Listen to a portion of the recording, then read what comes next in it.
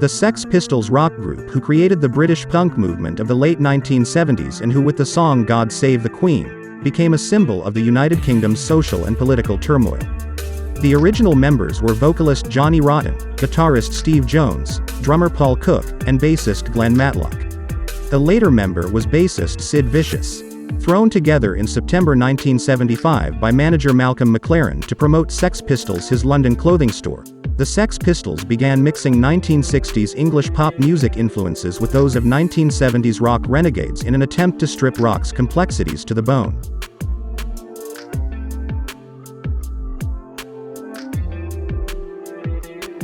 By the summer of 1976, the Sex Pistols had attracted an avid fanbase and successfully updated the energies of the 1960s mods for the malignant teenage mood of the 70s.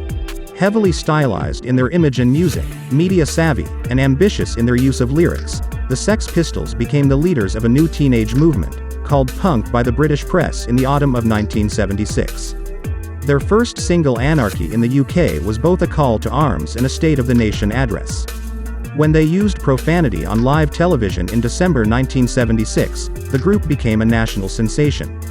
Scandalized in the tabloid press, the Sex Pistols were dropped by their first record company EMI in January 1977. Their next contract with A&M Records was severed after only a few days in March.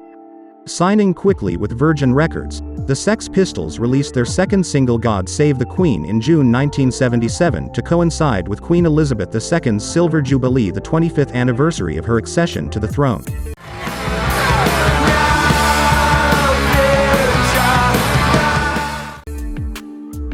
Although banned by the British media, the single rose rapidly to number 2 on the charts.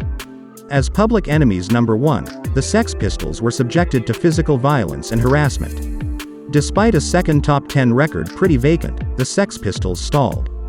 Barely able to play in the United Kingdom because of local government bans, they became mired in preparations for a film and the worsening drug use of Rodden's friend Vicious, who had replaced Matlock in February 1977. Their bunker mentality is evident on their third top 10 hit Holidays in the Sun. By the time their album Never Mind the Bollocks, Here's the Sex Pistols reached number 1 in early November, Rotten, Vicious, Jones, and Cook had recorded together for the last time. A short, disastrous US tour precipitated the group's split in January 1978 following their biggest show to date in San Francisco. Attempting to keep the Sex Pistols going with the film project that became the Great Rock and Roll Swindle in 1980, McLaren issued records with an increasingly uncontrollable Vicious as the vocalist.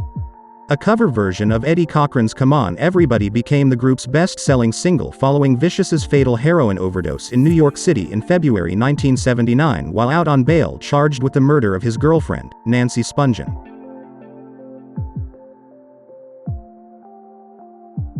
That same month McLaren was sued by Rotten, and the Sex Pistols disappeared into receivership, only to be revived some years after the 1986 court case that restored control of their affairs to the group.